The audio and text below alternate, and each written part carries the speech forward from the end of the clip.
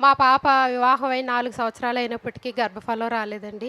నేను ఎంతగానో దేవుడిని గోజాడేదాన్ని. ఒకరోజు ఒక ఆమె అన్నది, ఇలాగ రావులపాలెం విశాఖయ్య గారు వస్తున్నారు. అక్కడ గర్భఫలాలు వస్తున్నాయి. ఆయన ప్రార్థన చేస్తుంటే తైలంతో అన్నారండి.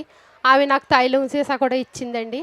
నేను ఆ నెల తీసుకెళ్ళి మా పాపకి ఇచ్చి, అమ్మ సిలువలేసుకో, మరి ఇలా గర్భఫలం వస్తుందంట అని చెప్తున్నారు. నేను వెళ్తానమ్మా అని నేను రావులపాలెం విశాఖయ్య గారికి ప్రార్థనకు వచ్చానండి.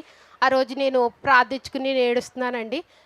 తండ్రి, నా బిడ్డకి గర్భఫలం దయచేయని నేను ఏడ్చేటప్పటికి విశాఖయ్య గారు వాక్యం చెప్తూ అన్నారు, అమ్మ నీ కుమార్తె గర్భఫలం కోసం వచ్చావు కదా, నీకు చక్కటి అందమైన మగబిడ్డ నీకు మనవడగా పుడతాడని అయ్యగారు చెప్పారు. అలాగే మళ్ళీ నెలలో నా బిడ్డ కన్సీవ్ అయిందండి. మరి అలా జరుగుతుండగా 6వ నెల స్కానింగ్ చేయించినప్పుడు గర్భంలో బిడ్డ అసలు ఏం బాగోలేదు, పెద్ద తలకాయతోటి బిడ్డ తింగరగా పుడతాడని చెప్పారండి. నేను ఎంతో ఏడ్చానండి.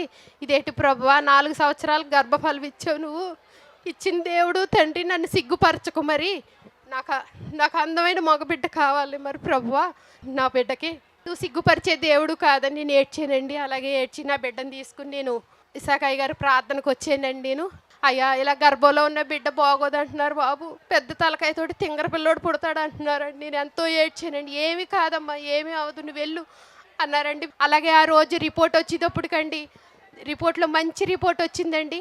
బిడ్డ అందమైన బిడ్డని దేవుడు ఇచ్చాడండి. ఇగోండి ఈ బిడ్డ, ఆ బిడ్డ, ఈ సాక్ష్యం దేవుడు దీవించు.